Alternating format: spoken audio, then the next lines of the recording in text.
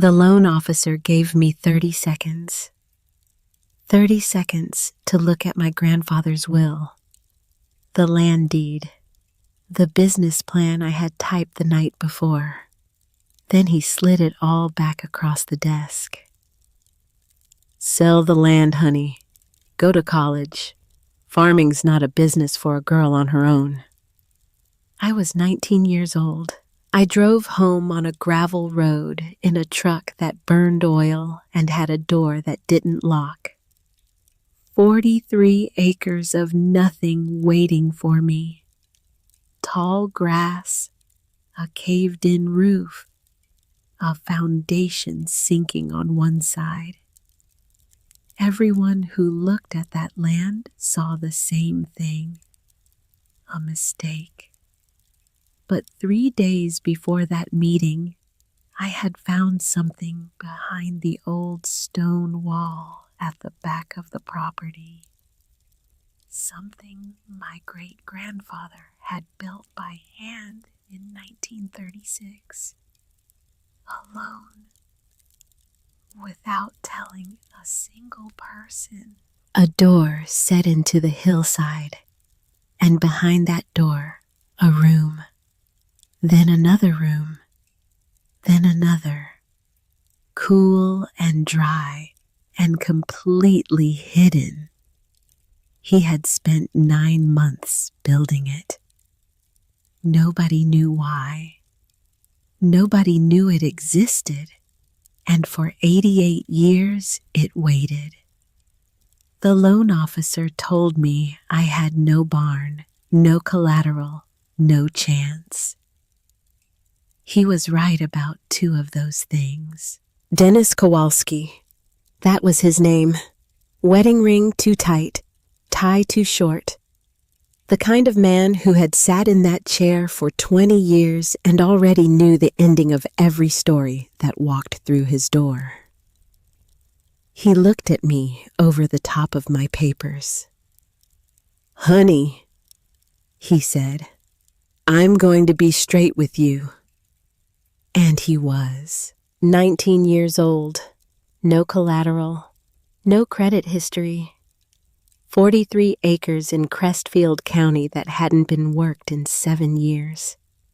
No barn, no outbuildings, just a house with a sinking foundation and a field full of thistles and a hill that nobody had paid attention to in longer than I had been alive.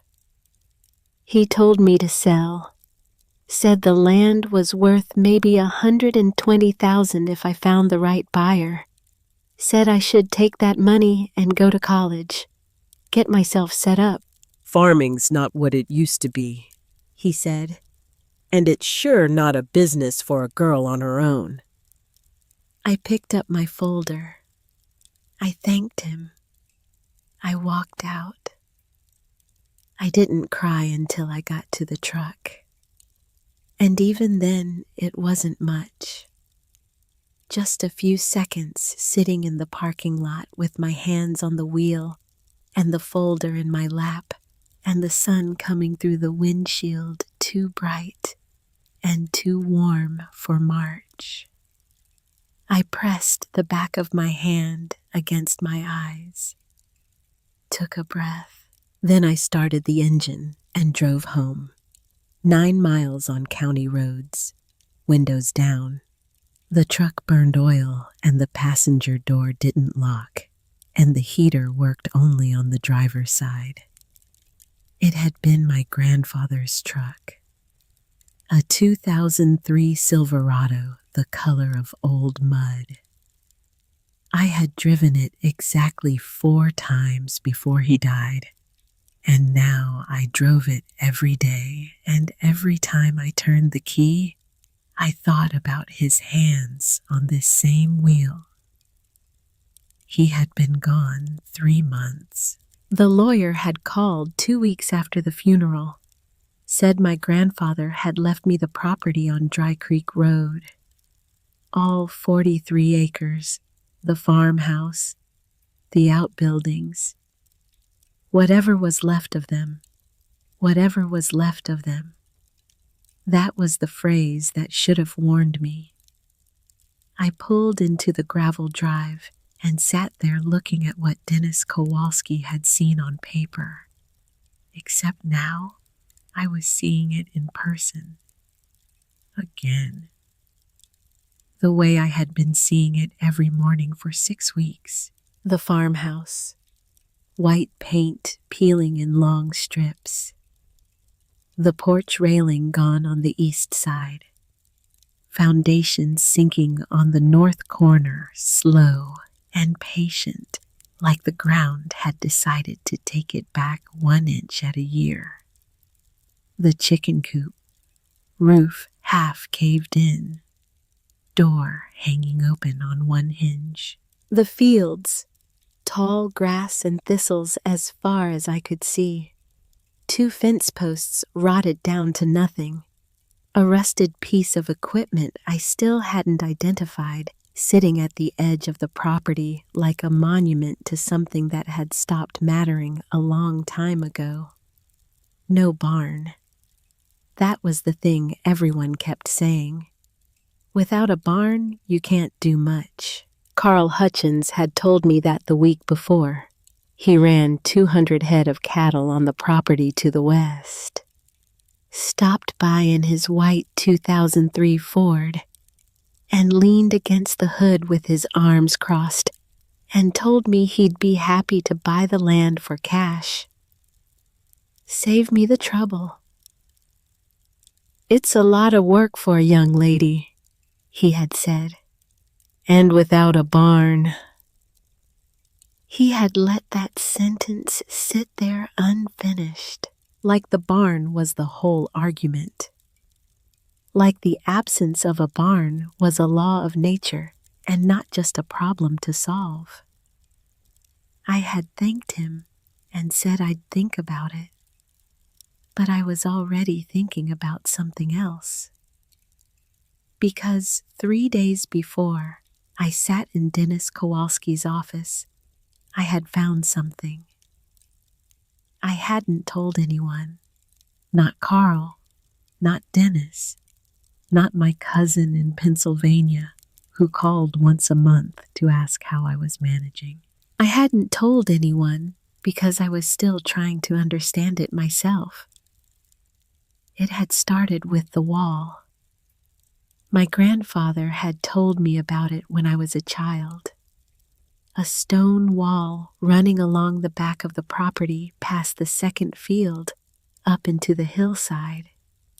He had said his father built it, that every stone had been carried from the upper field by hand, that it had taken 3 summers. I had walked that wall on a Tuesday in the second week of April, April 9th. A cold morning, bright the kind of Ohio spring that pretends to be warm until the wind finds you. I was trying to figure out the property line, trying to make a list of what I had and what I needed and what might be salvageable. The grass was knee-high in places. I had already stepped through 2 rotted fence posts. I walked the wall slowly, running my hand along the top of the stones, each one fitted by hand. No mortar, just weight and angle and patience. You could feel it in the rocks themselves, the time it had taken. I was not looking for anything. And then I saw the gap. Not a collapse. Not a place where stones had fallen. A deliberate space. Wide enough to walk through. The stones around it worn smooth on the edges. Smoothed by hands. Thousands of times. The kind of smooth that takes decades. I stopped. Wild roses had grown over the opening, dense and thorny, the canes crossing back and forth like something that wanted to keep people out. I pushed through carefully, my jacket catching, and on the other side there was a path. Narrow, overgrown, but a path. It led to the hillside, and in the hillside there was a door. Wooden, set directly into the earth and stone. Painted green once a long time ago. Now mostly bare wood and rust and the ghost of color. The hinges were hand-forged, the old strap kind, wide and flat, each one slightly different because each one had been made by hand. There was a latch with a padlock hanging loose on the hasp. Not locked, just hanging there. I stood in front of that door for a long time. My heart was doing something strange, not pounding, more like it had changed rhythm without asking me. I put my hand on the latch. I pulled. Nothing. I pulled harder, leaning back, putting my full weight into it, and the door scraped open 6 inches, then a foot. Cool air rolled out, not damp, not musty, just cool and dry like the inside of a stone cellar, but bigger, different. I slipped through the gap. Inside, I waited for my eyes to adjust. The ceiling was vaulted, maybe 9 feet at the center, all stone. Dry stacked with a slight inward lean, the walls tilting toward each other as they rose. The floor was packed earth, smooth and level. The space ran back 30 feet, maybe more, carved straight into the hill. Wooden beams crossed the ceiling. Hand-hewn timber. Old-growth oak, dark with age. Each beam sitting in a notch carved directly into the limestone at the back. Along the left wall, iron rings were bolted into the stone, evenly spaced, 6 feet apart. Along the right wall, 4 wooden stalls, gates on leather hinges, still intact.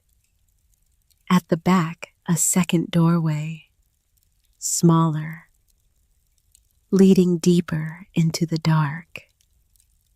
I stood in the center of that room and did not move for a long time. The air was cool on my face. Still. The only sound was my own breathing, and somewhere far above me, the wind moving over the top of the hill. I had a thermometer in my coat pocket. I always carried one that season, checking temperatures in different spots around the property, trying to understand the land's patterns. I held it against the stone wall. I waited 10 minutes. 42 degrees. Outside, it was 78. I walked to the back doorway and stepped through. The second chamber was wider, 20 feet across. The ceiling vaulted higher here, carved smooth in a way the first room wasn't, as if whoever built it had gotten better at the work by the time they reached this point. There were ventilation shafts cut at angles through the rock, narrow-angled upward toward the surface. The air moved through them, slow and steady, in one direction. 8 wooden stalls ran along the back wall, larger than the ones in the first chamber. Wooden racks built into alcoves along the sides, raised off the floor for hay storage. And in the corner, a hand pump over a stone basin. I worked the handle. Once, twice, 10 times. Nothing. 20 times. Nothing. I kept going. 30 strokes. 35. And then it came. Rust-colored at first, the color of old iron and decades of waiting. Then clearing. Then running cold and clean and clear into the stone basin below. I cupped my hands under it. I tasted it. Clean. Cold. The kind of cold that comes from deep in the earth where the temperature never changes. I stood there with water dripping from my hands and looked at the drainage channel cut into the floor, sloping gently toward a gap in the stone at the far wall. I followed it later, walked the hillside until I found where it came out 100 yards from the house, hidden in a gully full of cattails and brush. You would never find it unless you knew to look. Ezra had not just built a room. He had built a system. Everything an animal needed to stay alive and healthy was already here, already working, already waiting. Not in the way an engineer thinks, with drawings and calculations and consultants. In the way a man thinks when he has more time than money and more need than options. And he will not stop until it is right. I went back to the house that afternoon. The drawer in my grandfather's desk where the lawyer had left his papers. Birth certificate, deed, tax records, receipts from the feed store in Dalton going back to 1987, and underneath all of it, a piece of graph paper folded in thirds. I unfolded it on the kitchen table. It was a drawing, pencil, careful measured lines on the grid, a cross-section of the hill. 2 chambers marked, each one labeled with dimensions. A third space indicated, but not completed, just an outline with a question mark. At the top in handwriting, I recognized as my grandfather's small and precise livestock shelter. 40 degrees year-round. Built 1962 to 1963. Stone from the upper field. I looked at the drawing for a long time. 1962 to 1963. My grandfather would have been in his early 30s then. Young. Doing this alone, apparently. Nobody had mentioned it. Nobody in the family had ever said a word about a room under the hill. I set the drawing aside and went through the rest of the papers more carefully. Near the bottom of the pile, there was a small notebook I had missed the first time.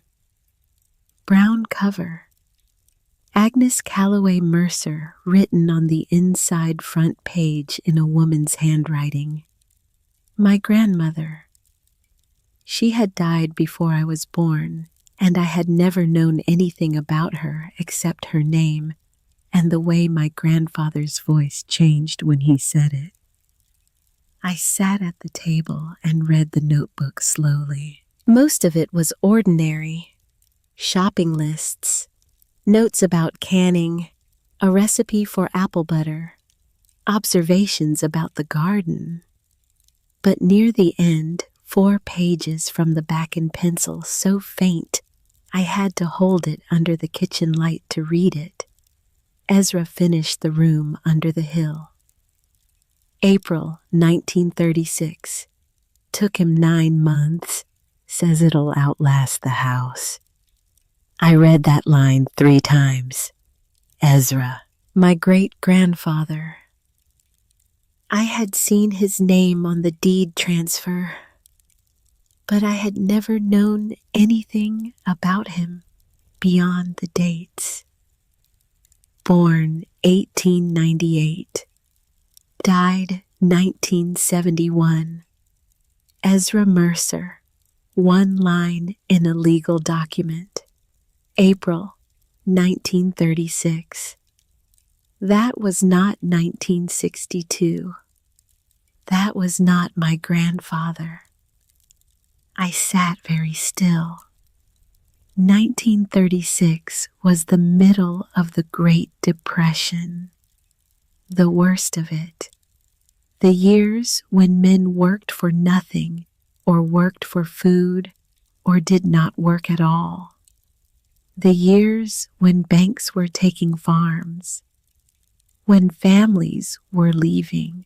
And Ezra Mercer had spent 9 months alone, building something inside a hill without telling anyone. I closed the notebook. I sat at the kitchen table in the late afternoon light and understood what I was looking at. 2 men, 2 generations, the same hill. My grandfather had mapped the space his father had built in 1936, measured it, labeled it, added to it, and neither one had told anyone why. Further down in the same notebook, 4 pages from where Agnes had written about the room, the handwriting changed slightly. A little older, a little more deliberate, as if written at a different time, maybe years later. He comes home after dark now, stone dust in his hair, hands too sore to hold a fork. Won't say why, won't let me follow him.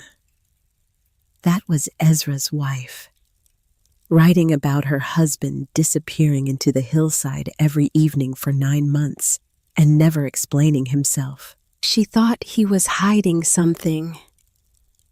She was right. He was hiding a solution. I closed the notebook and looked out the kitchen window at the hill in the last light. 88 years ago, a man had stood in that same field, looked at the same hill, and started carrying stones. Not because anyone told him to, not because he had the money or the equipment or the permission, because he looked at what he had and he built the best possible thing from it. And then he said nothing about it, just went back inside. Let his wife write about the stone dust in his hair. Let the door stay hidden behind the wild roses. Let it wait. I was still 19 years old. I had 43 acres and a truck that burned oil and a folder of papers that a bank had handed back to me in 30 seconds. But I had a barn. I just had to finish making it mine. I went back the next morning before the sun was fully up. I brought a Coleman lantern, a notebook of my own, a tape measure, a thermos of coffee, and a flashlight with fresh batteries, because whatever was in that second doorway, I wanted to see it properly. I spent 3 days inside that hill. The first day I measured everything, every wall, every stall, every shaft. The drainage channel, the water pump, the distance from the entrance to the far wall of the second chamber. I filled 12 pages of my notebook with numbers and rough sketches. The second day, I walked every surface with my hands, feeling for soft spots, for rot, for anything that moved when it shouldn't. I pressed on every crossbeam. I knocked on every post. I ran my palm along the stone ceiling and felt for moisture, for cracks, for the fine powder that comes before a collapse. Nothing. The beams were oak, dark with age, dense as iron. The posts were set in holes drilled into the bedrock. The walls were dry stacked with a slight inward lean that I would later learn was called batter, a technique that distributes the weight of the stone downward and inward, making the whole structure stronger under load than a vertical wall would be. The third day, I sat on an overturned bucket in the second chamber with my coffee and my notebook, and I did the math. 12 animals in the first chamber. Maybe 15 with careful sectioning. 8 more stalls in the second chamber. Temperature holding at 42 degrees, even with my body heat and the lantern adding warmth. Probably staying close to that year-round, given the depth of the stone above me. The air moving clean and steady through the ventilation shafts Ezra had cut at angles through the rock. The water running cold and clean from the pump. The drainage built in. The hay storage off the ground, away from moisture in alcoves that had been smoothed by hand. I closed my notebook, sat in the cool dark with the lantern light throwing long shadows up the stone walls. I thought about Dennis Kowalski and his 30 seconds. I thought about Carl Hutchins leaning against his truck. Without a barn, I almost laughed. Almost. I called the feed store in Dalton on Thursday morning. A man named Gus answered. I gave him my list. Fencing panels, water troughs, stall mats, a pallet of straw. He asked for the address. I gave it. A pause on his end. "You're the Mercer girl," he said. I said I was. "Your grandfather used to order from us," he said. "Paid on time." He said delivery would come Monday. He did not ask what I was building. I did not tell him. The flatbed came down Dry Creek Road the following week. 2 men, both older than my father would have been. They unloaded everything at the base of the hill near the big oak tree.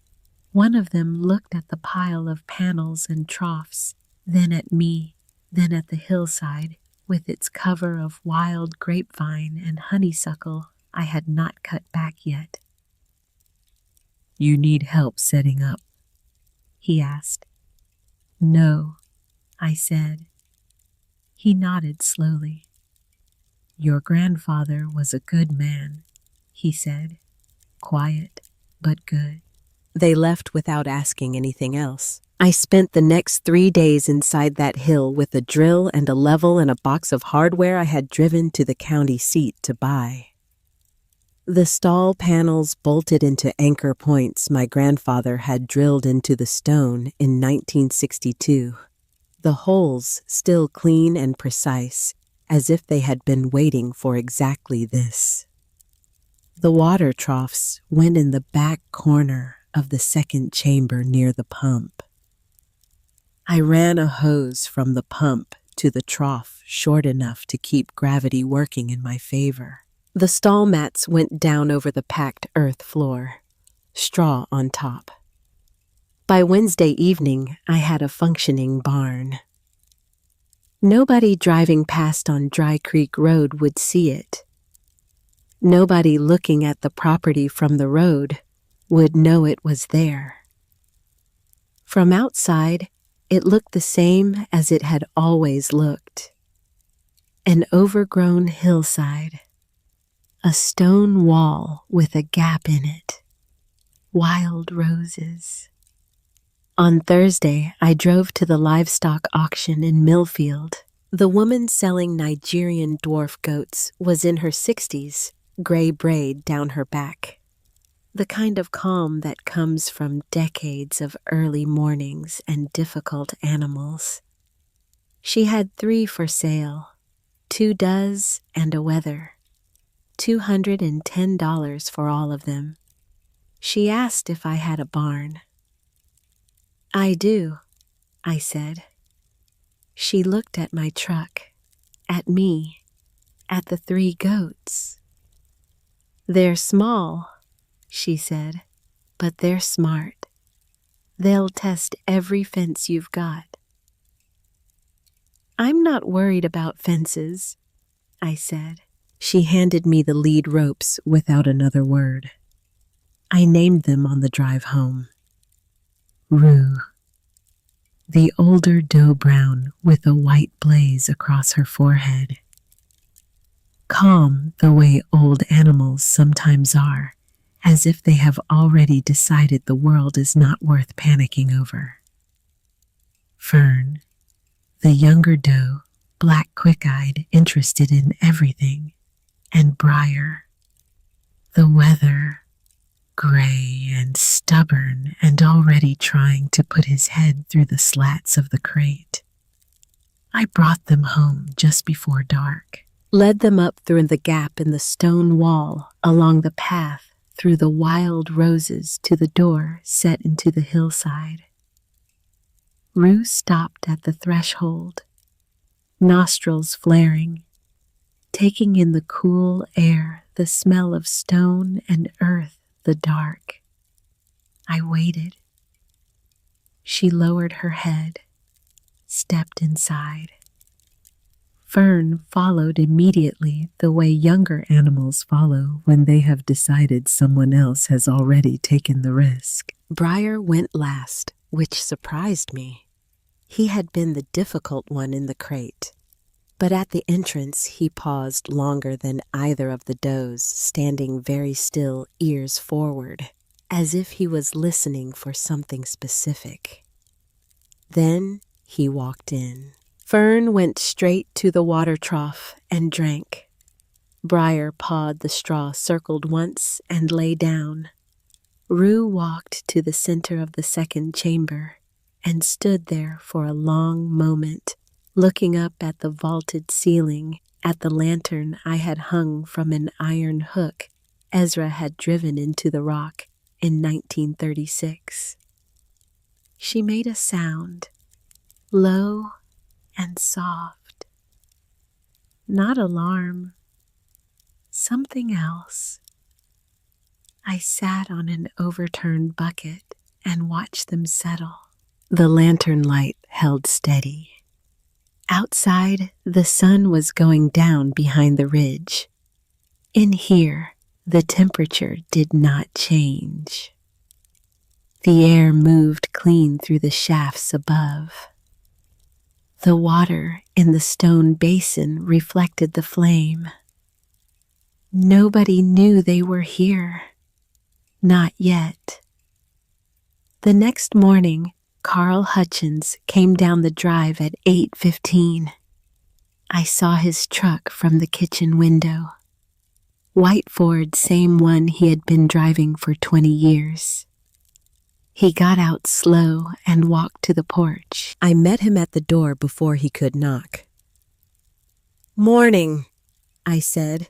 "Heard you bought some goats off a woman down at Millfield yesterday," he said. "I did," I said. He looked past me, past the house, across the empty pasture to the bare hillside. "Where are you keeping them?" he asked. "They're settled," I said. He frowned. "I don't see a pen, don't see a shelter." "They have what they need," I said. He looked at me the way people look at someone who has just said something that doesn't make sense in the language everyone else is speaking. You can't just turn goats loose, he said. They'll be gone by noon, or coyotes will have them by dark. They're not loose, I said. He waited for more. I didn't give it. All right, he said finally. Your funeral. He got back in his truck and drove off. By 10 o'clock, Marjorie Kern had stopped by. She didn't get out of her car, just rolled down the window. Carl says you bought goats, but you've got no barn, she said. The animals are fine, I said. She squinted at the hill, at the field, at the house. Where are they then? She asked. Up the hill, I said. She waited. I didn't explain. She drove off, shaking her head. Dale Pritchard came that afternoon. He was 71 years old and had farmed in Crestfield County his whole life and had known my grandfather since they were young men together on the same road. He got out of his truck and crossed his arms and looked at me the way a man looks when he has already decided what he thinks but wants to be fair about saying it. Heard you're keeping livestock in a hole, he said. It's not a hole, I said. It's a cave. Had it inspected? He asked. Not yet, I said. He was quiet for a moment. Then he said, Your grandfather tried something like this once, back in '76. Dug out a section under the old dairy barn. Thought he'd keep the heifers cool in August. Whole thing collapsed in October. Lost 2 animals. I asked him what had gone wrong. Support beams rotted, he said. Didn't know enough about load-bearing soil. He got back in his truck and left without another word. I stood in the drive watching the dust settle. Then I went up the hill and spent 2 hours walking every inch of the interior with a flashlight, checking every post, every beam, every place where wood met stone. The posts were oak, dark with age, hard as stone themselves when I knocked on them. No soft spots, no powder. The ceiling beams were massive 12 inches square at least, and they sat in notches cut directly into the limestone. I stood in the center of the main chamber and pushed both palms flat against the ceiling and pressed upward as hard as I could. Nothing moved. I stomped hard on the floor. 3 times. The goats looked at me. Nothing shifted, nothing settled, nothing made the sound a structure makes when it is thinking about failing. Dale Pritchard had not been wrong about my grandfather's attempt. He had just been wrong about which building he was talking about. My grandfather had tried to build something like this in 1976. But Ezra had already built the real thing in 1936, 40 years earlier, and 40 years better. That Friday, I called the Crestfield County Extension Office and asked if they had anyone who knew about old farm structures. The woman on the phone said they had a retired civil engineer who sometimes consulted on barn restorations. She gave me his number, Howard Garnett. I called him that afternoon, told him what I had. He asked how old. At least 80 years, I said. Maybe older. A pause. I'll come Friday if you cover my gas, he said. I'll cover your gas, I said. He showed up at 9:30 the following Friday in a brown canvas jacket with a clipboard under his arm and a flashlight the size of a rolling pin.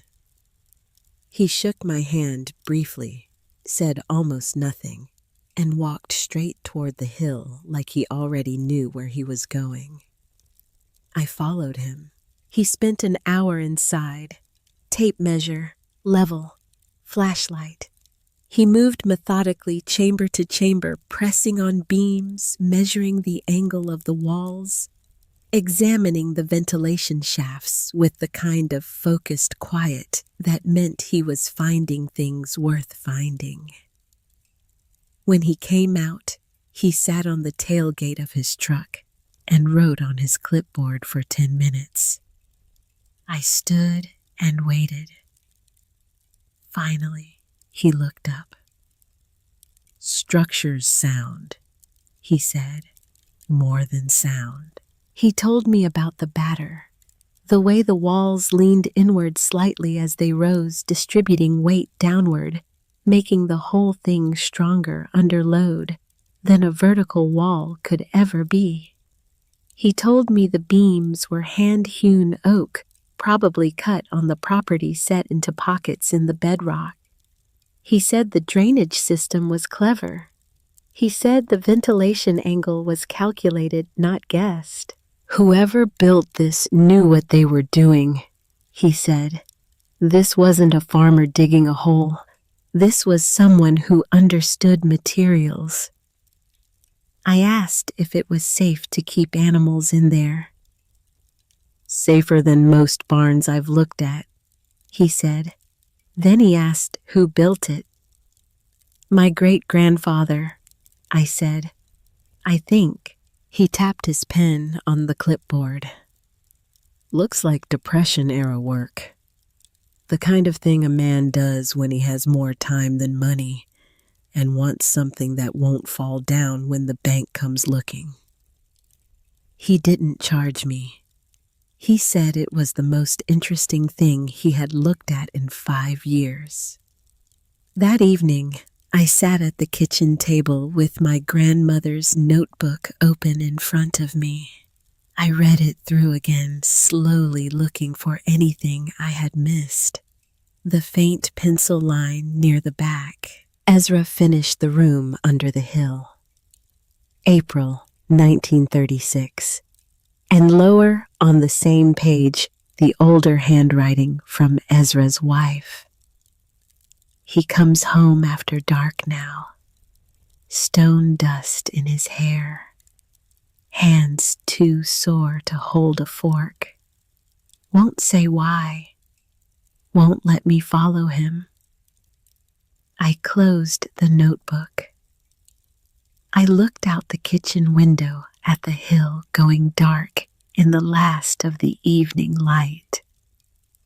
He was hiding a solution.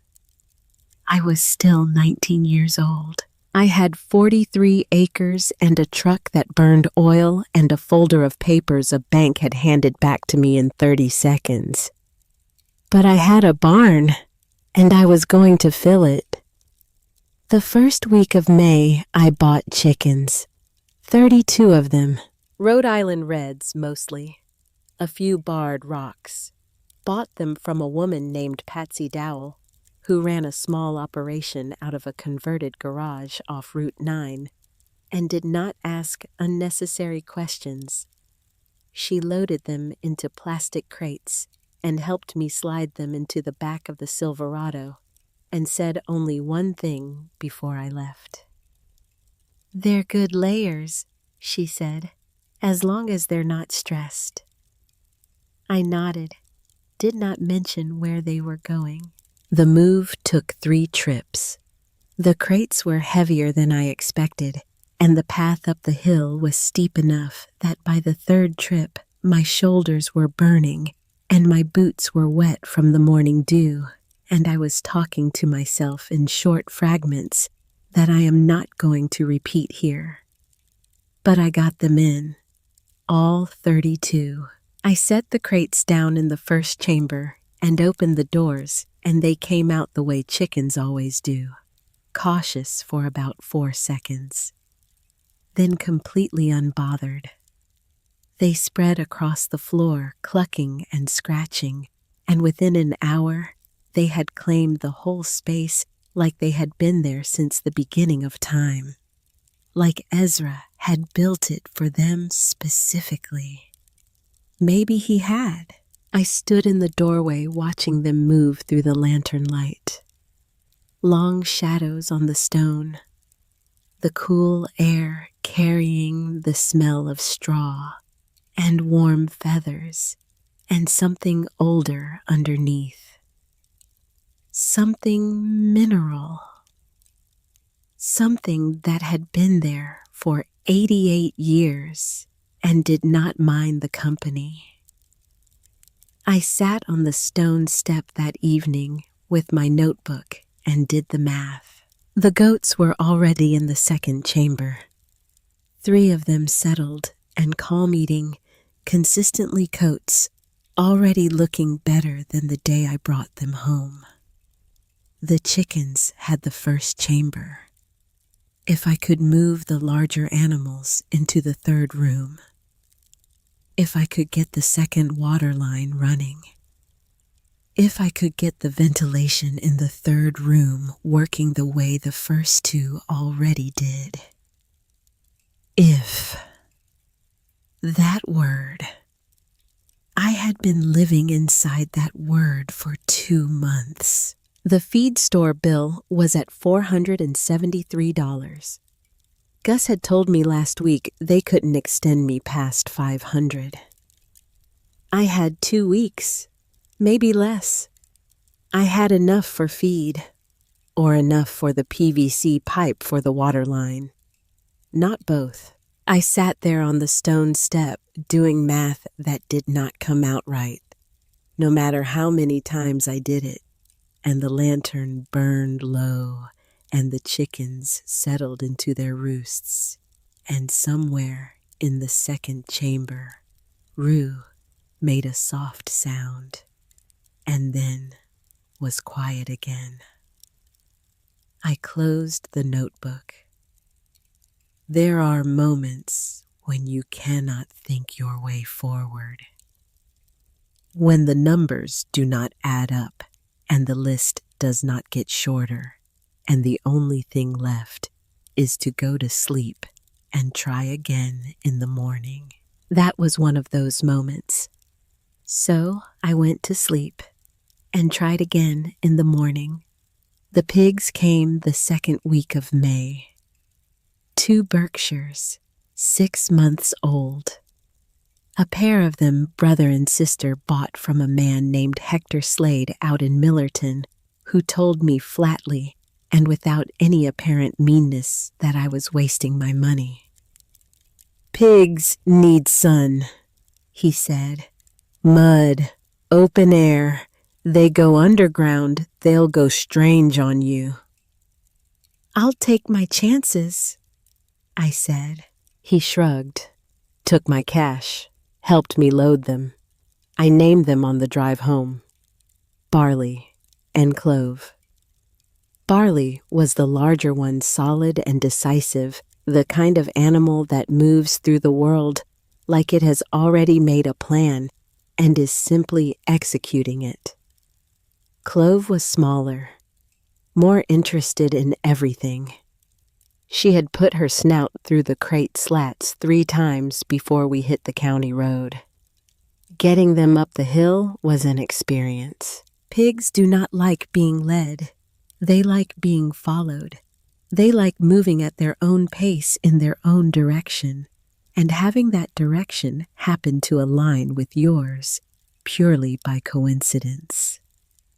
Barley walked up the hill like he owned it. Clove stopped 4 times to investigate things. A patch of clover near the stone wall. A beetle. The smell of something in the soil near the entrance path.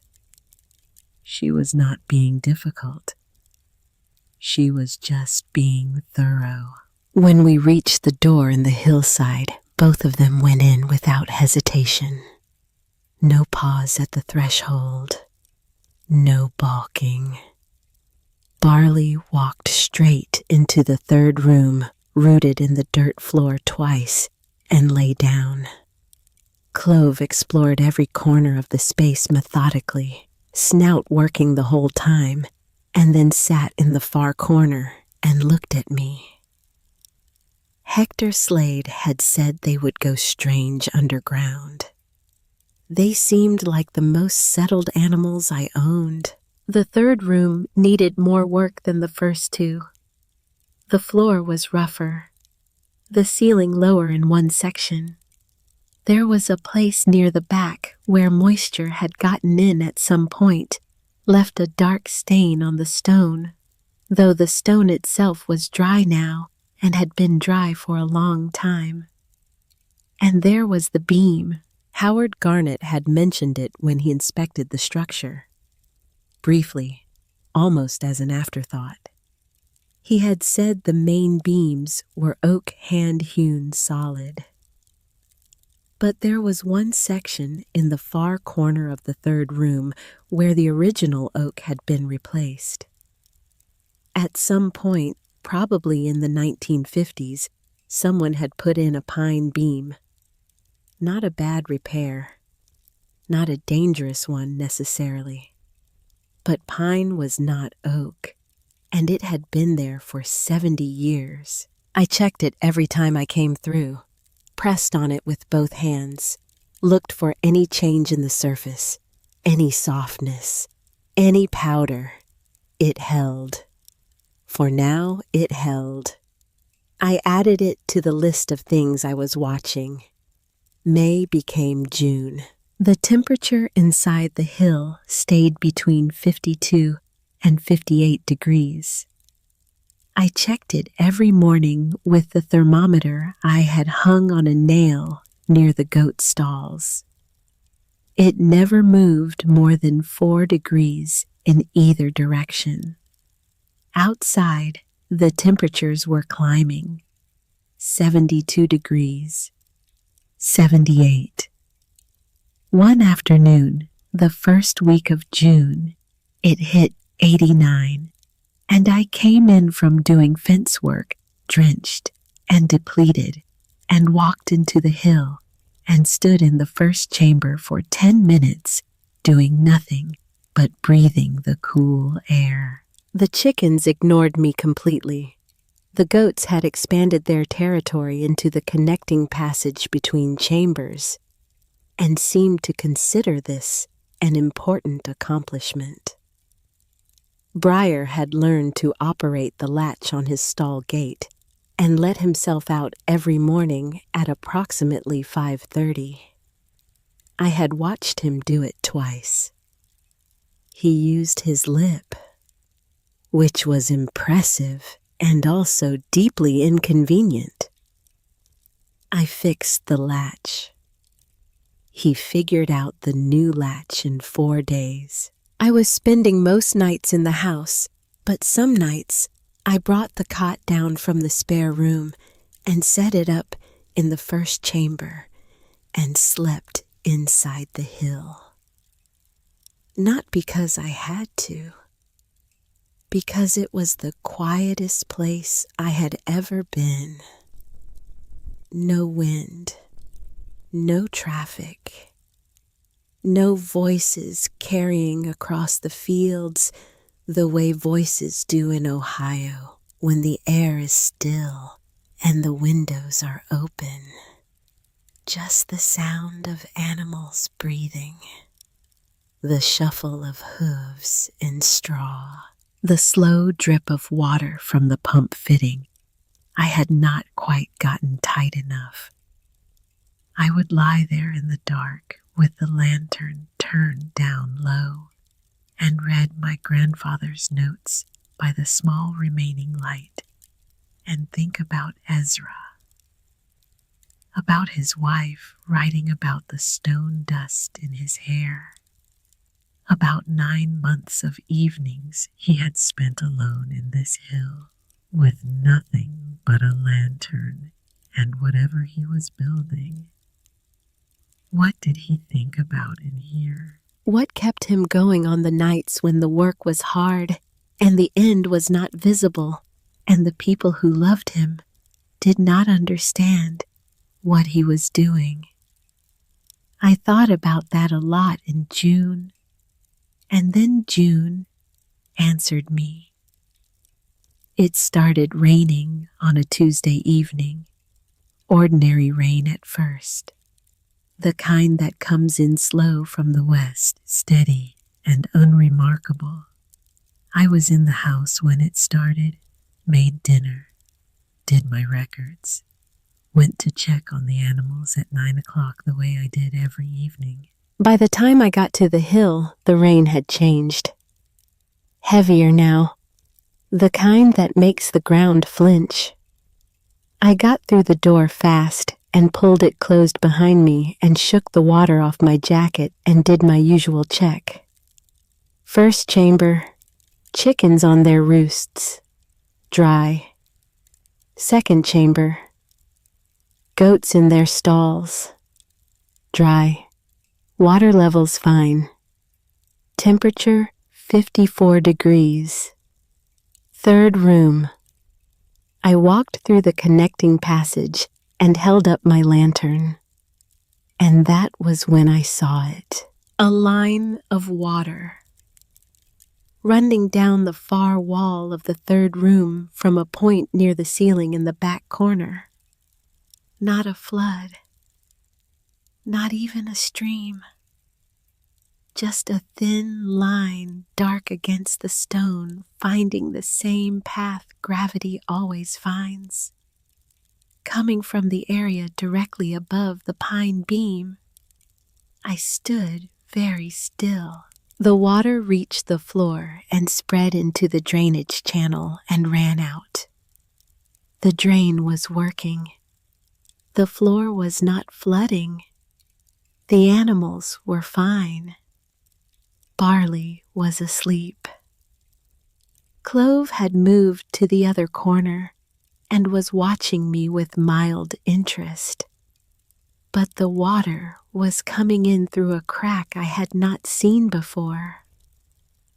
A new crack, or an old one that the weight of the rain had finally opened. And it was directly above the one beam in this entire structure that was not oak. I needed to brace it tonight, right now.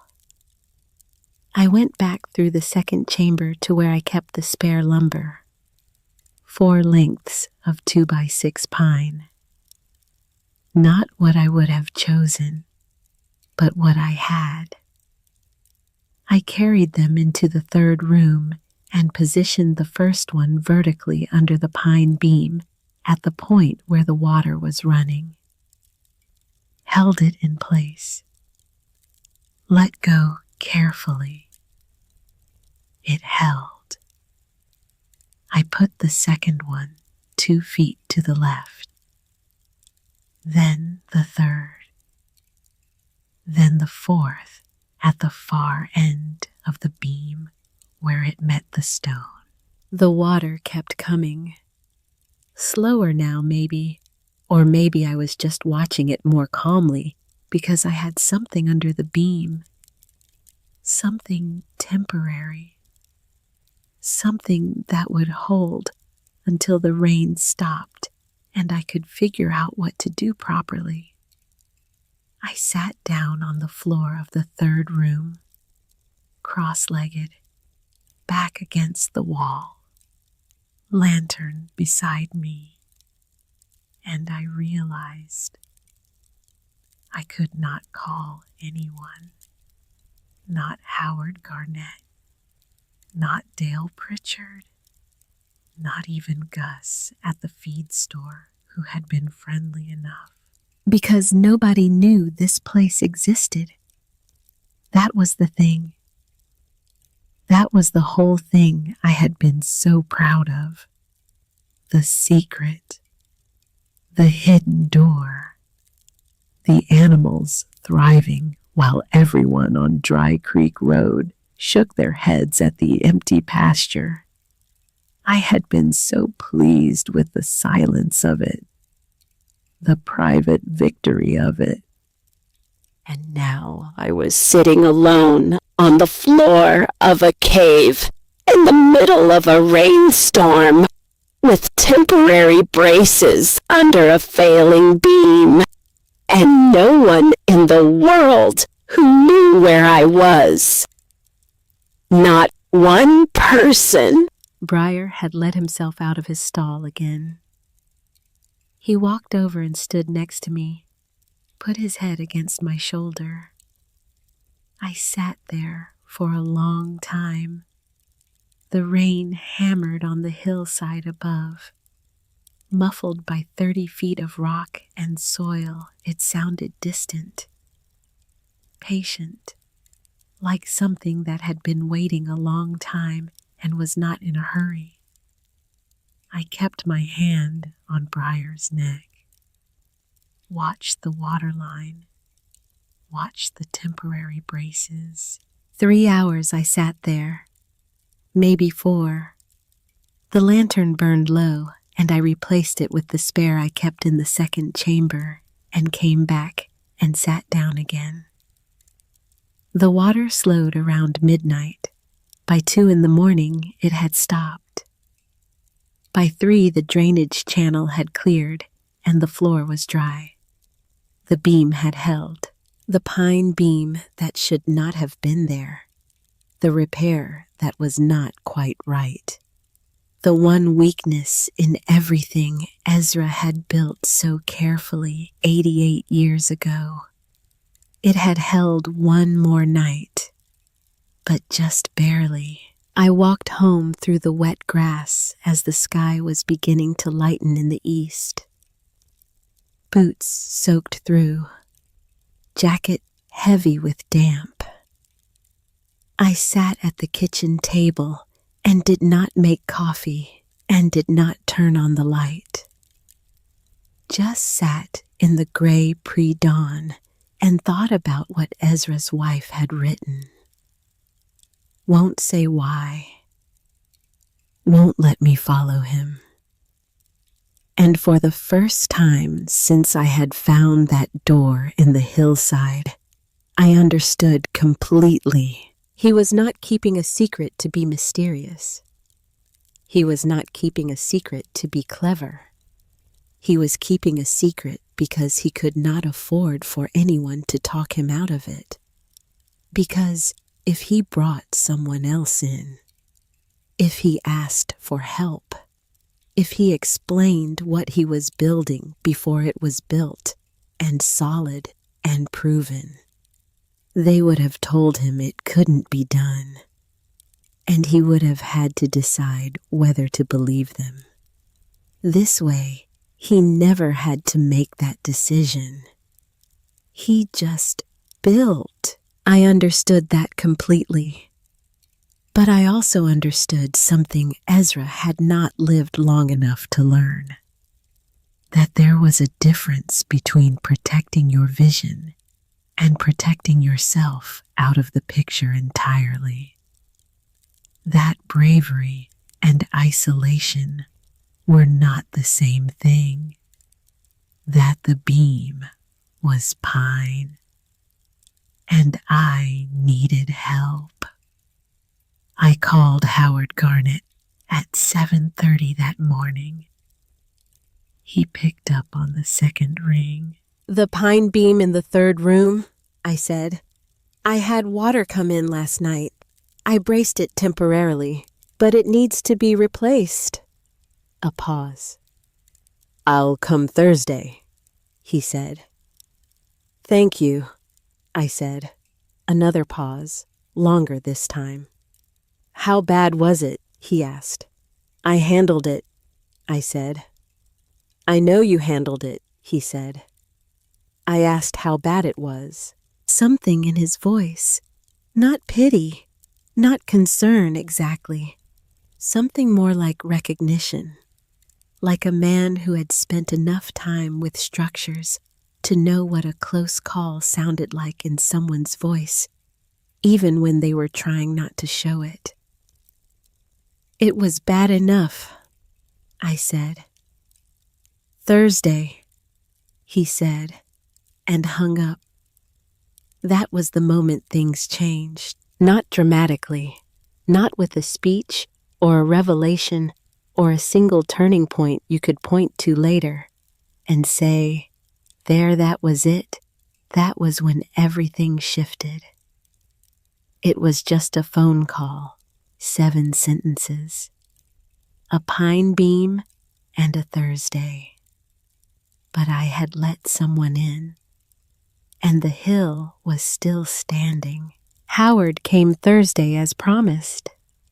He arrived at 7 in the morning with Eleanor, his wife, who I had not met before.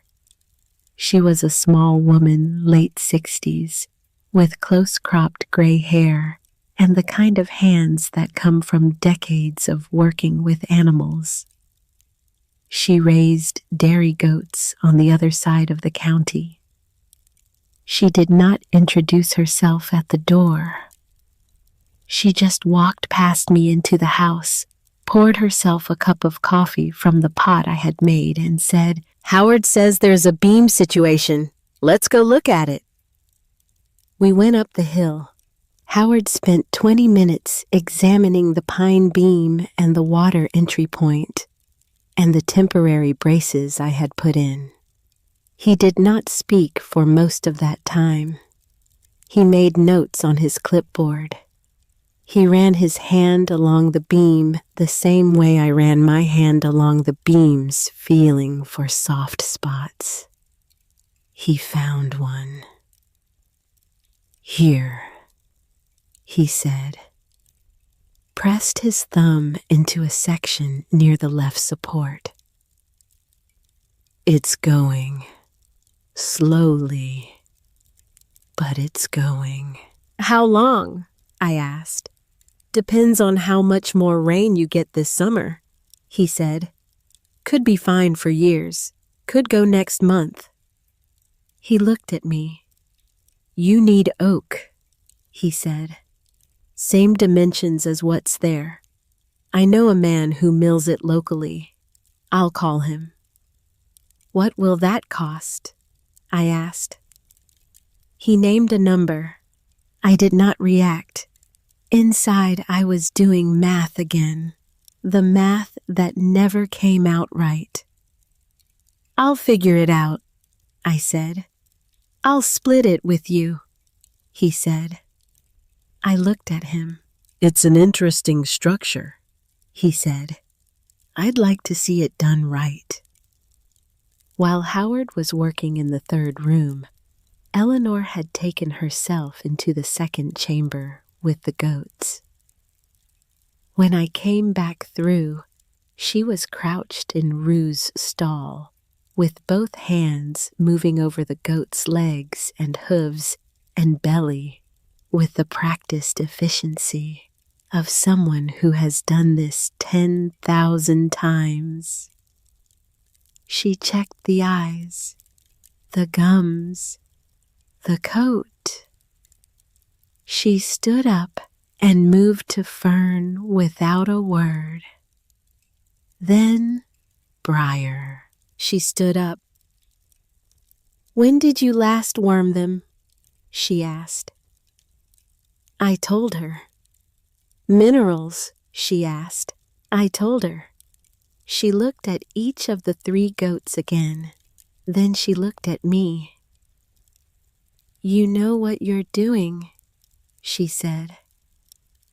Not a compliment exactly, not encouragement, just a statement of fact. The way you say the sky is clear or the road is wet. But I felt it land somewhere deep in my chest and stay there. Because nobody had said that to me yet. Not once. Not in any form.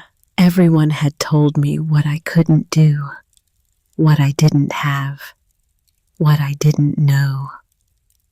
Eleanor Garnett stood in the second chamber of a cave that was 88 years old and looked at 3 healthy goats and said, "You know what you're doing," and walked out. Just like that. The oak beam took 2 weeks to source and deliver. While we waited, I reinforced the temporary braces and checked the moisture entry point every morning. It stayed dry. But I had learned something from the night of the rain, about isolation, about the particular pride that keeps you from asking for help until the water is already coming in. So I told Dale Pritchard. Not about everything, not the whole history, just about the structure, about what I had found and what I was doing with it. He came up the hill on a Wednesday morning, moving slower than he probably wanted to on the incline, and I walked him through the first 2 chambers. He did not speak for a long time. He looked at everything carefully, with respect for the detail of it. Finally, standing in the 2nd chamber, he said, "I told you your grandfather failed at this." "You did," I said. "I was wrong to say it like that," he said. "What your grandfather tried in 76 was different. He was improvising this." He gestured at the walls, the ceiling, the careful stonework. This was planned. This was built to last. He looked at me. "I compared the wrong things," he said. It was the closest Dale Pritchard was going to come to an apology. And it was enough, more than enough, because he was not saying it for me. He was saying it because he was an honest man who had said something imprecise and wanted to correct the record. That kind of honesty. The quiet kind. The kind that does not require an audience. It mattered to me more than I could explain.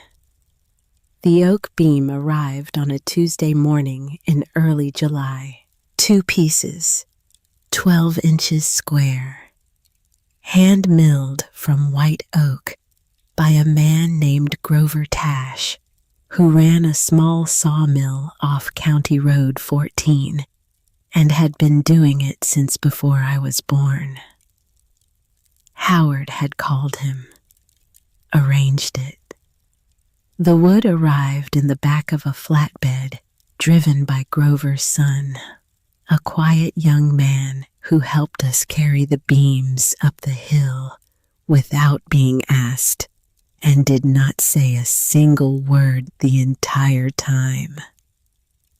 Just worked. I respected that enormously. Howard had brought his tools, a timber framing chisel, a wooden mallet, a level worn smooth from decades of use. He assessed the pine beam first, looked at it from 3 angles, pressed on the soft spot again. "Worse than Thursday," he said. "How much worse?" I asked. "Enough," he said, which was Howard's way of saying we were doing this today and not discussing it further. We worked through this morning. You do not just pull a beam out from under a stone ceiling and hope the ceiling agrees with you. You build the support first. Temporary posts braced against the floor. You transfer the load. Then, and only then, do you remove what you are replacing. Howard knew this the way he knew everything structural, from the inside out, from years of watching things hold and watching things fail and understanding the difference before it became obvious. I handed him tools when he asked. held things level when he needed a second pair of hands, did not talk unless there was a reason to talk. By early afternoon, the pine beam was out. It looked worse from below than it had from above. The soft section was larger than Howard had indicated. Not rot exactly, more like fatigue. Like wood that had been asked to do a job, it was not built for long enough that it had quietly given up on the inside while still appearing fine on the outside. I understood that feeling.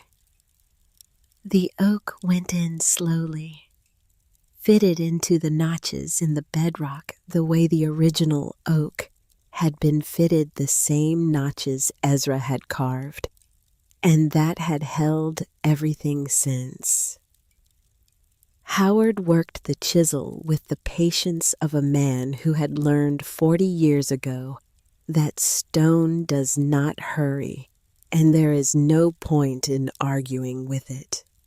When it was finally seated and the load transferred and the temporary supports removed, he stood back and looked at it for a long time. Then he put his hand on it. "Good," he said. That was it. That was the whole review. One word from Howard Garnett was worth a paragraph from most people. Eleanor had come with him again. She spent the morning in the second chamber with the goats, and then appeared in the doorway of the third room and looked at Barley and Clove with the same systematic assessment she gave to everything with 4 legs. Barley was lying in the corner, looking deeply satisfied with his life. Clove was investigating the packed earth wall at the back of the room. "What's behind that?" Eleanor asked. "I don't know yet," I said. She looked at me. "But you're going to find out," she said. "Eventually," I said. She nodded once, like that was the right answer and she had expected it. Then she went back to her goats. Word spread differently after that. I am not sure exactly when it shifted. Somewhere between the night of the rain and the day the oak beam went in, something changed in the way people talked about the Mercer place on Dry Creek Road. The mockery had been quiet to begin with. Nobody had ever said anything directly to my face. It had all been in the phrasing, the pauses, the way someone would say, "Well, good luck with that," and mean something entirely different. That stopped. In its place came something I had not expected. Curiosity. Real curiosity. The kind that comes from people who work the land themselves and have started asking themselves questions they do not have answers to. Questions about heat and cooling costs and animal stress in summer. Questions about what sustainable actually meant when the power bill came in August. The woman who ran the front desk at the Crestfield County Feed and Farm Co-op called me on a Thursday afternoon in late July. Her name was Vera. She had helped me with my first order back in April and had been consistently pleasant without being intrusive. "My son is thinking about starting a small operation," she said. "Dairy goats, maybe some laying hens. He's 22. He asked me to ask you if you'd be willing to talk to him." I said yes. He came the following Saturday. A young man named Perry, quiet and serious in the way that young people sometimes are when they are genuinely interested in something and do not want to seem foolish by asking the wrong question. I walked him through both chambers, showed him the ventilation system, the drainage, the pump, the temperature log. He asked good questions, specific ones, about the geology, about the maintenance schedule, about what I would do differently if I were starting over.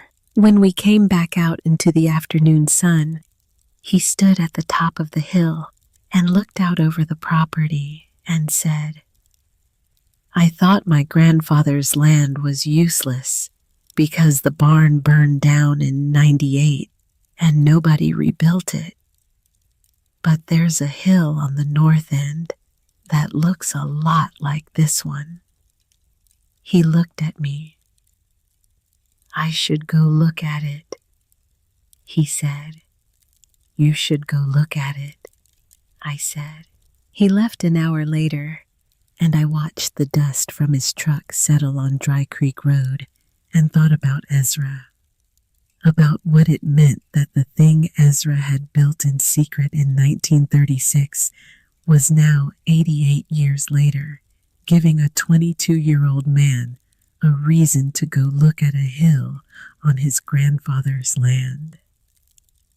That was inheritance, not money, not property, not the deed to 43 acres. The idea. The stubborn, specific, do not ask for permission idea that you build what you need with what you have, and you build it well, and you let it outlast you. That was what Ezra had left behind. And then came the day I found the letter. 3rd week of June.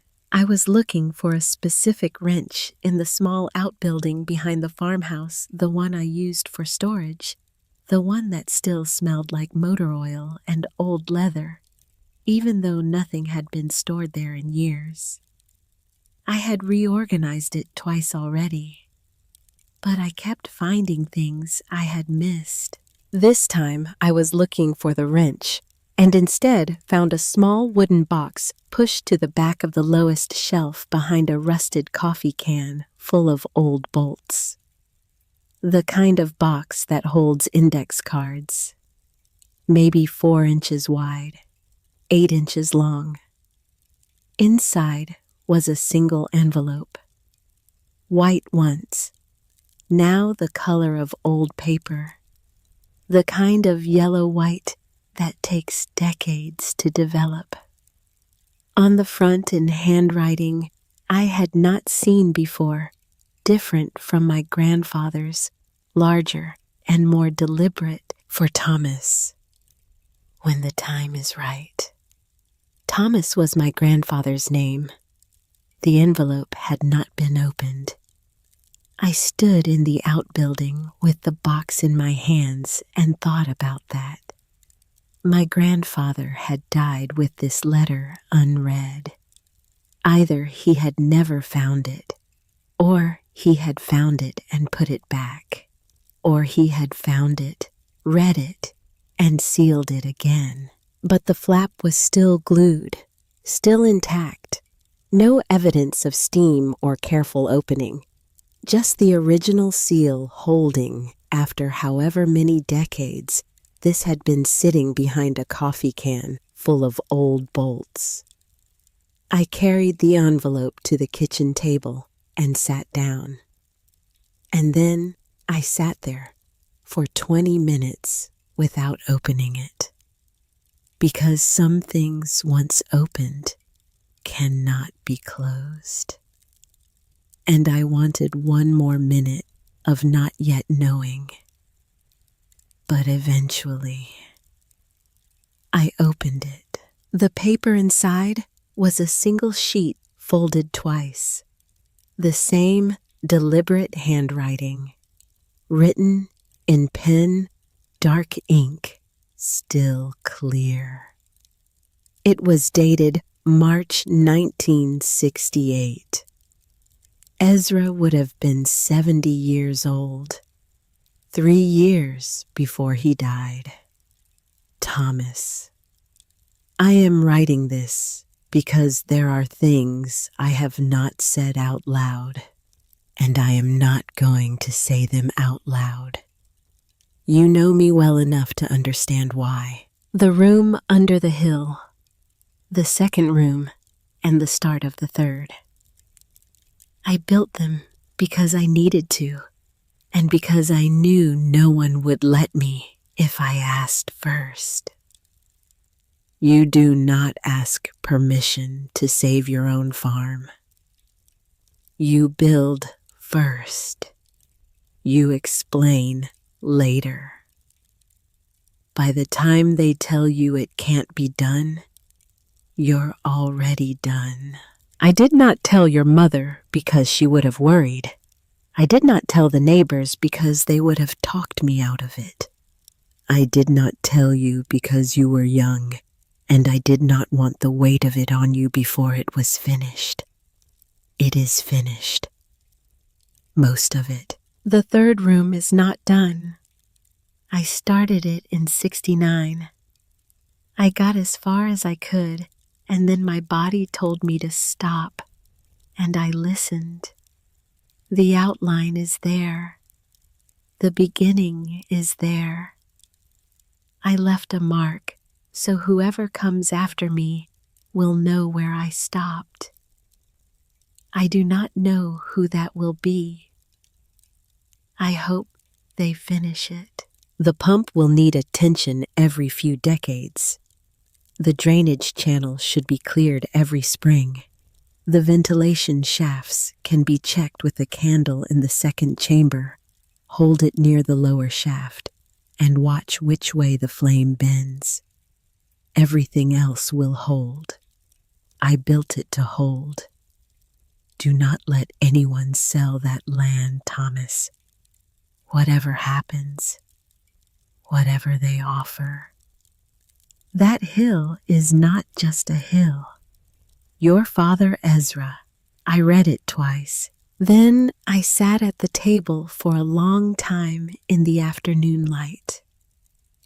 My grandfather had never read this letter, and so when Carl Hutchins came with his cash offer, when Dennis Kowalski told me to sell, when everyone on Dry Creek Road looked at this land and saw nothing worth keeping, my grandfather had not been able to tell them. He had not known what he was protecting, but Ezra had known. Do not let anyone sell that land. He had written that in 1968, 6 years after he had drawn the map of the chambers. 23 years after he had spent 9 months alone in that hill building, something no one else believed in. And 32 years before I was born.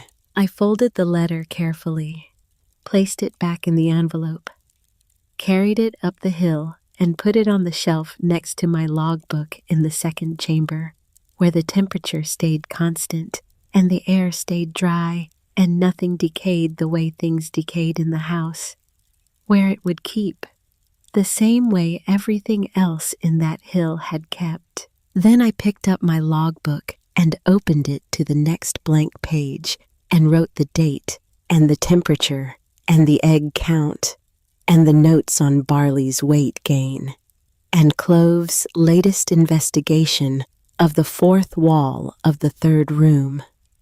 The fourth wall. The one that was not stone. The one that was packed earth. I had noticed it before, known it was different from the stone walls. Packed in by hand, smoothed over left flat, and featureless except for one thing. One small thing. In the lower right corner of the packed earth wall, level with my knee when I crouched, scratched into the surface with something sharp. A nail, probably. 2 letters and a year.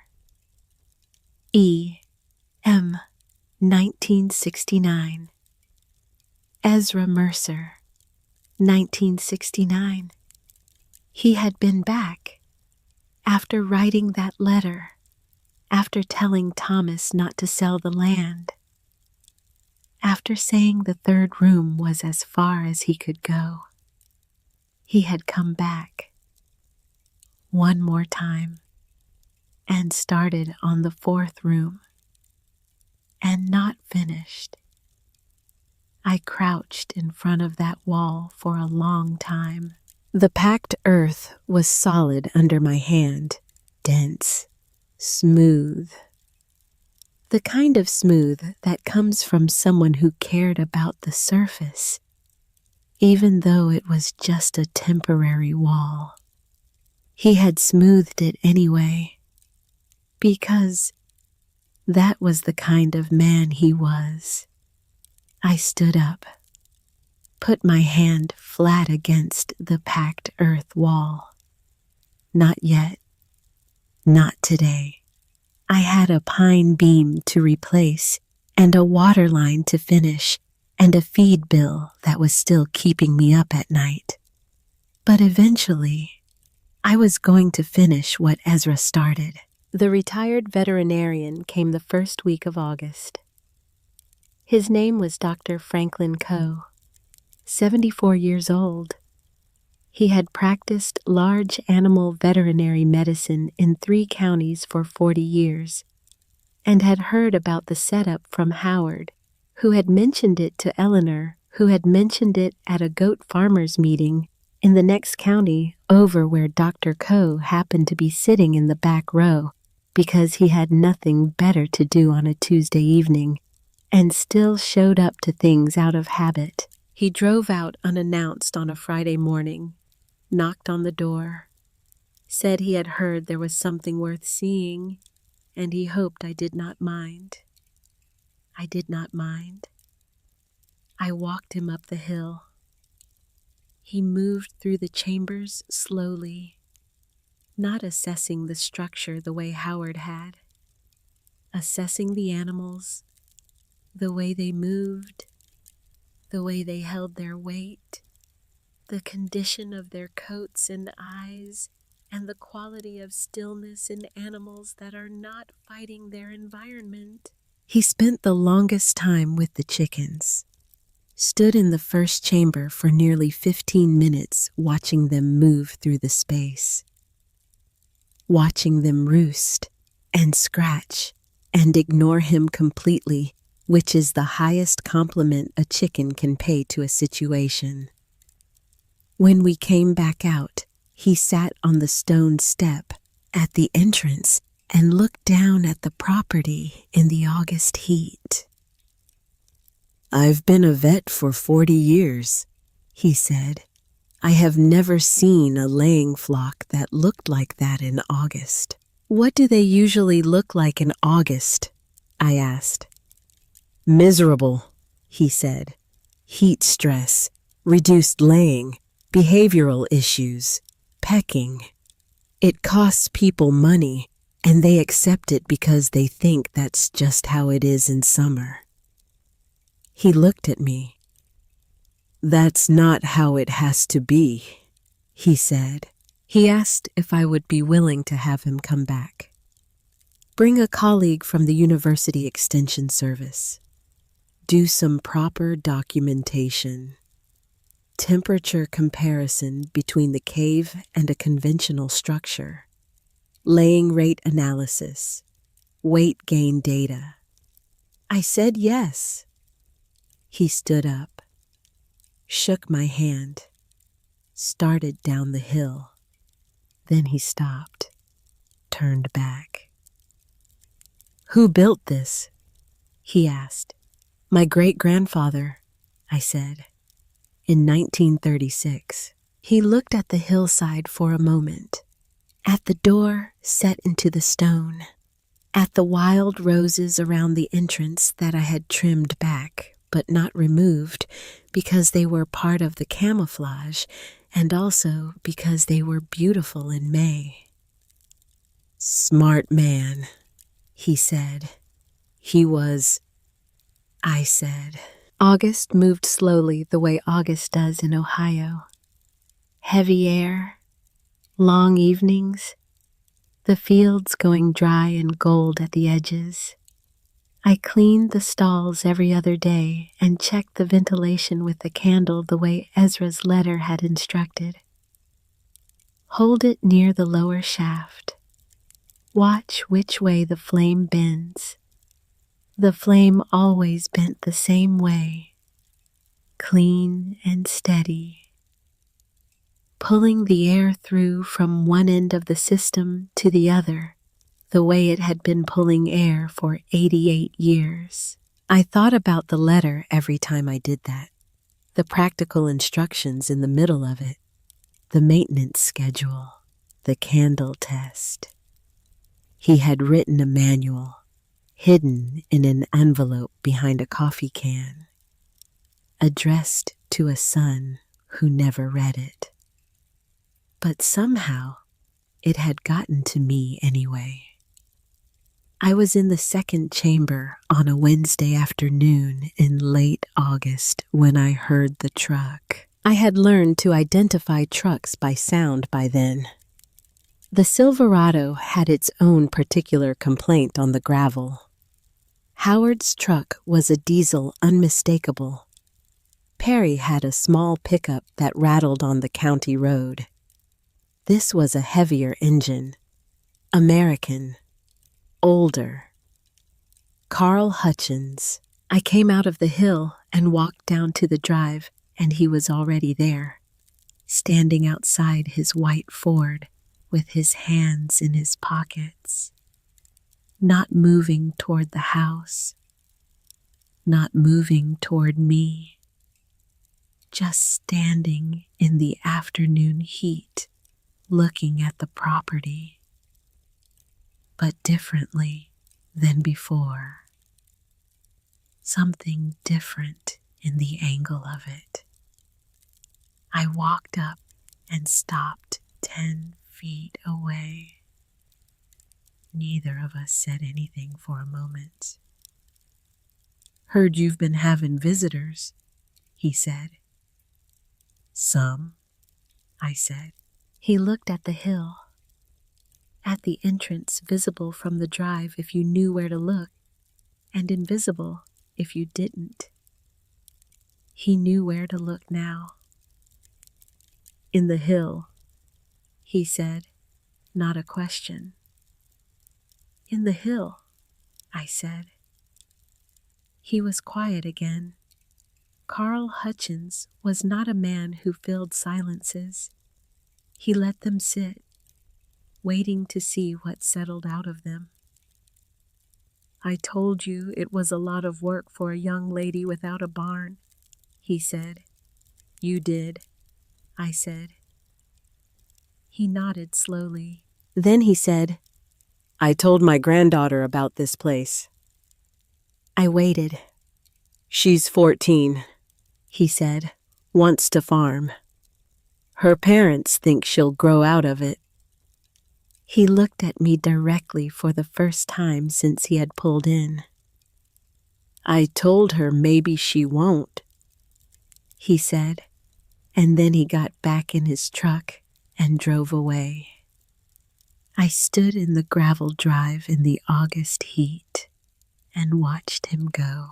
He had not apologized, had not said he was wrong to tell me to sell, had not offered any of the things that people sometimes offer when they realize they have underestimated someone. He had just told me about his granddaughter, 14 years old, wants to farm. Parents think she'll grow out of it, and he had gone home and told her about a hill. That was the apology. That was all of it, right there. And it was more than I had expected and more than I needed. And I stood in the drive for a long time after the sound of his truck faded and felt something settle in my chest that had been unsettled since March. The extension office called the last week of August. A man named Robert Alcott, He was with the State Agricultural Extension Service connected to the land-grant university system. He said he had heard about the setup from Dr. Coe and from Howard, and from the feed co-op, which meant the information had traveled through 3 different networks simultaneously without me doing anything to move it. He asked if he could come out. He came on a Thursday with a camera and a data logger and a colleague named Dr. Sylvia Marsh, who studied sustainable livestock housing systems and had apparently never seen anything quite like what was inside that hill. They spent 3 hours in the cave, measuring, recording, photographing the ventilation shafts and the drainage system and the hand-hewn beams and the stone walls built with batter that had held since 1936, without a single repair except one pine beam someone had put in during the 50s, and that I had replaced with oak in July. Dr. Marsh came out of the 3rd room at one point and stood in the 2nd chamber, looking at the ceiling. "The person who built this understood thermal mass," she said. "Not as a concept, as a lived practice. The depth of the stone, the angle of the ventilation, the placement of the water source, every single decision was correct." She looked at me. "Did he have any formal training?" she asked. "He was a farmer," I said, "during the Depression. He had a hill, and he had time, and he had animals that needed shelter." She was quiet for a moment. "Sometimes necessity produces better engineering than education does," she said. Robert Alcott asked me at the end of the visit if I would be willing to present at the Ohio Agricultural Innovation Conference in Columbus in October. He said my setup would be relevant to conversations about sustainable housing, climate resilience, low-cost infrastructure solutions for small operations. I said I would think about it. He left his card. I thought about it for a week. Then I called him back and said yes. September was about the 4th room, not finishing it. Not yet. But beginning to understand what finishing it would require. I spent 3 evenings in the 3rd chamber with a small pry bar and a headlamp, carefully testing the packed earth wall. Not opening it, just listening to it, tapping at the surface to hear what was behind it, feeling for where the earth was dense and where it was loose. The soil behind the wall was sandier than the surrounding clay, easier to move. Ezra had chosen the location deliberately, not just for space, but for geology. The sand meant drainage. The sand meant the room would stay dry. He had thought of that too. Of course he had. On the 3rd evening, I pressed my pry bar into the lower left corner of the wall, just below Ezra's carved initials, and pushed gently. The earth crumbled, came away in a chunk the size of my fist. Behind it, darkness, cool air pushing through, the same temperature as the rest of the hill. And when I held up my headlamp and put my eye to the gap, a room, not large, maybe 12 by 14 feet. Lower ceiling than the other chambers, but vaulted in the same style. The walls already cut, already smooth. The floor already packed flat. Ezra had gotten further than the letter had implied. The room existed. It was just sealed, waiting. I sat back on my heels and looked at the gap in the wall for a long time. Then I packed the earth back into place. Carefully, smoothed it over with my hands. Not yet. After Columbus.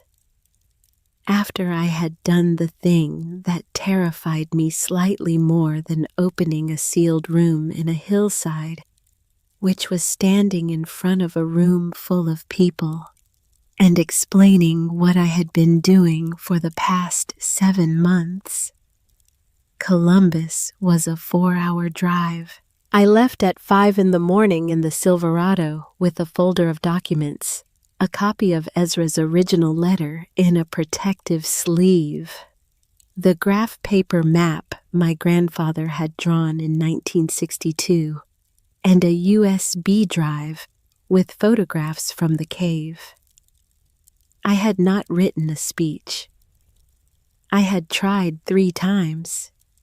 Every version sounded wrong. Too formal, too defensive, too much like I was trying to explain myself to people who had already decided what they thought.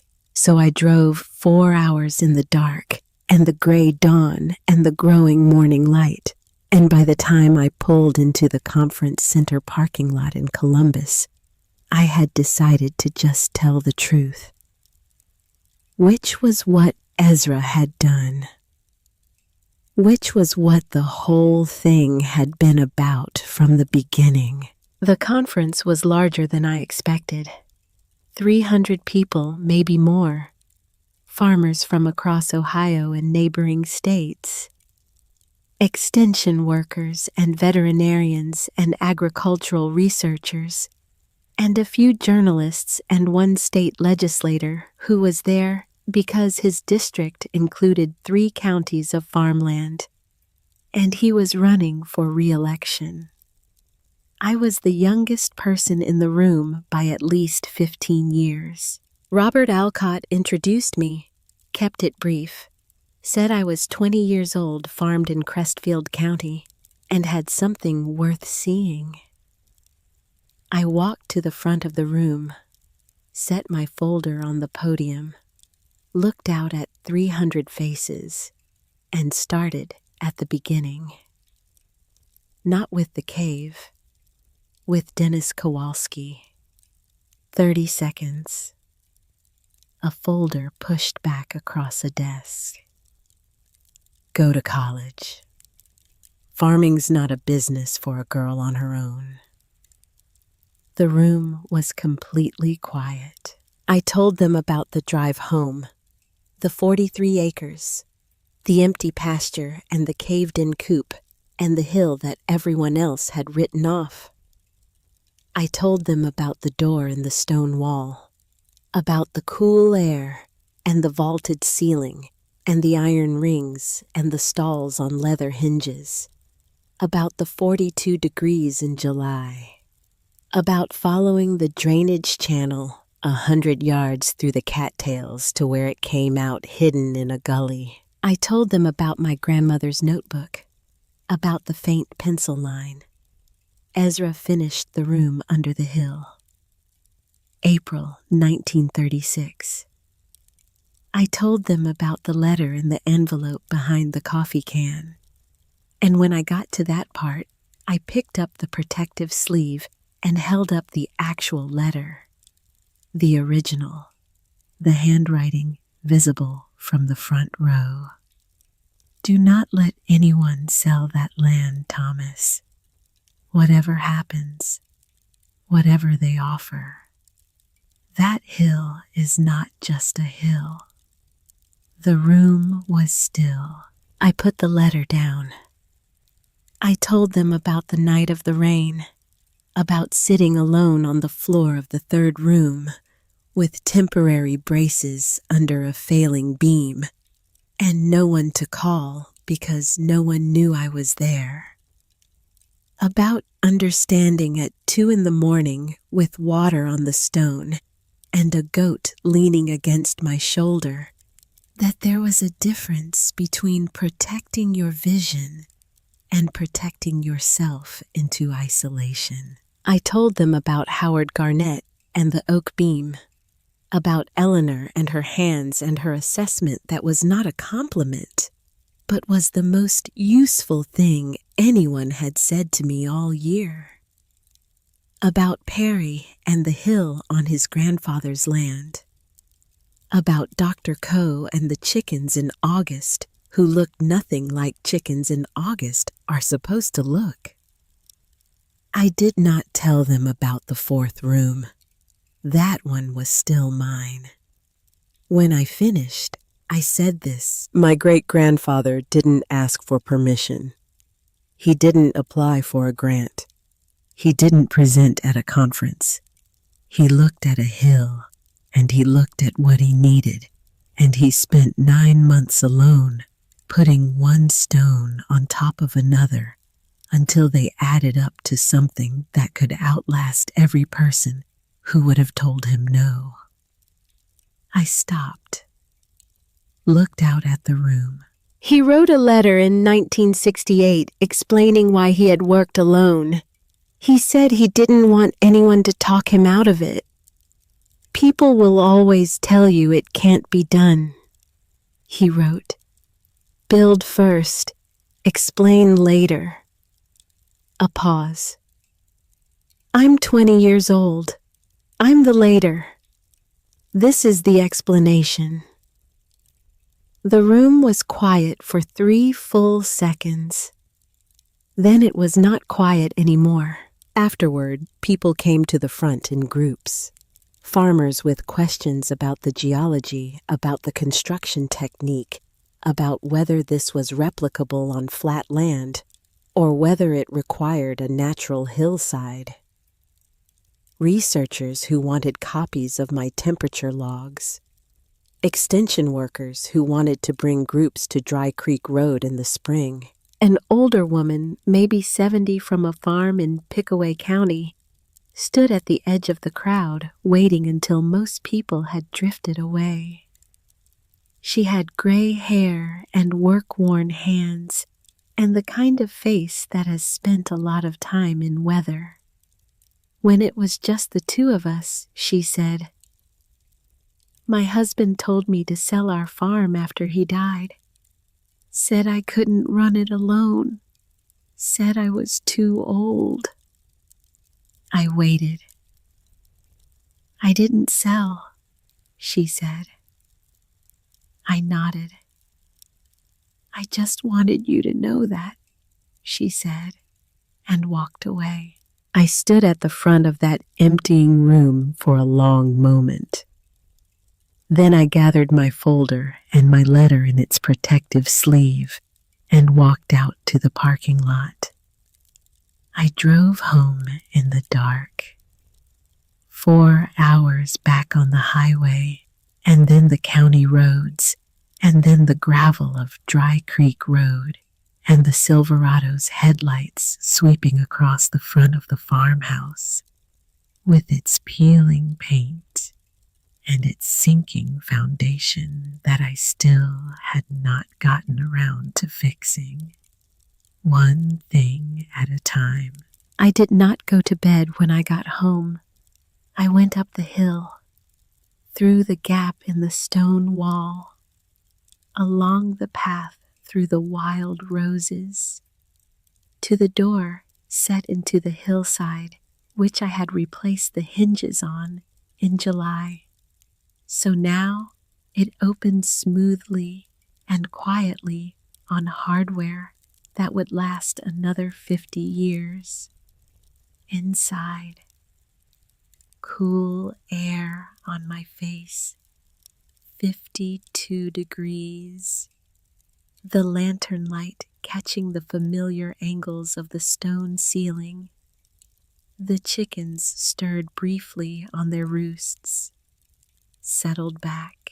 In the second chamber, Rue was standing near the entrance the way she sometimes was at night.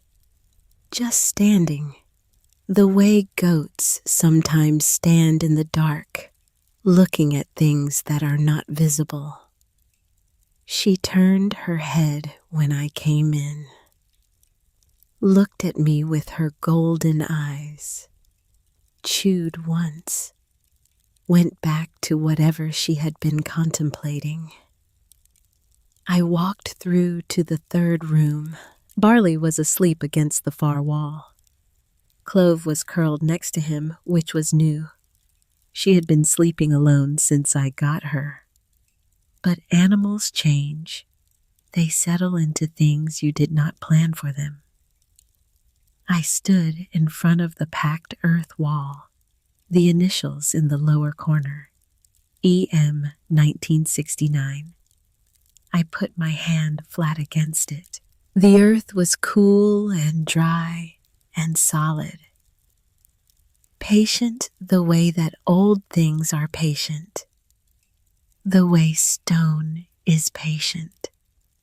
The way a letter in an envelope behind a coffee can is patient. Waiting for the right person to come along and be ready. I was ready. I went back to the house and got the pry bar and the headlamp and a wheelbarrow and 3 empty sandbags from the storage shed. I came back and I started. The earth came away in sections, dense and sandy the way I had expected.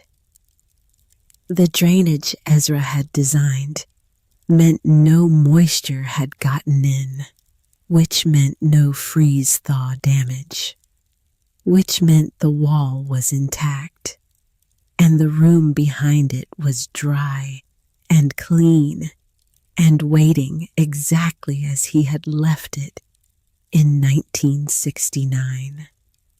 It took 2 hours to open enough of the wall to step through. I held up the headlamp, 12 by 14 feet roughly.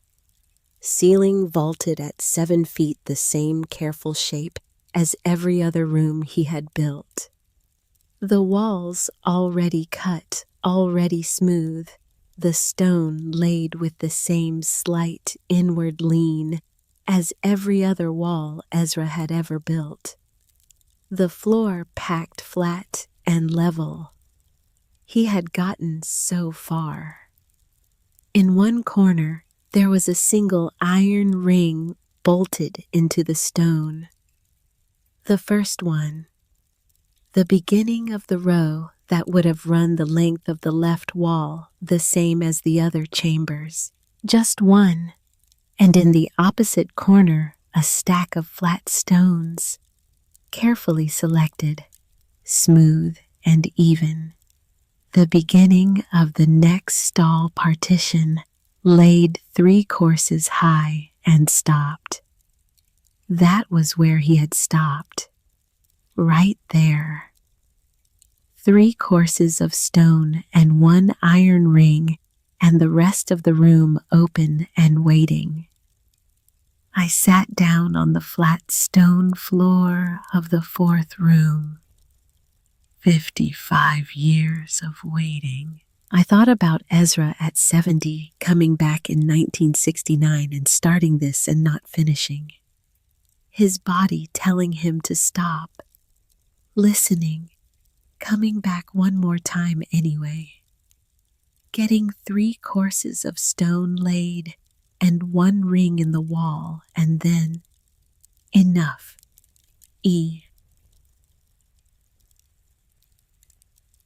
1969.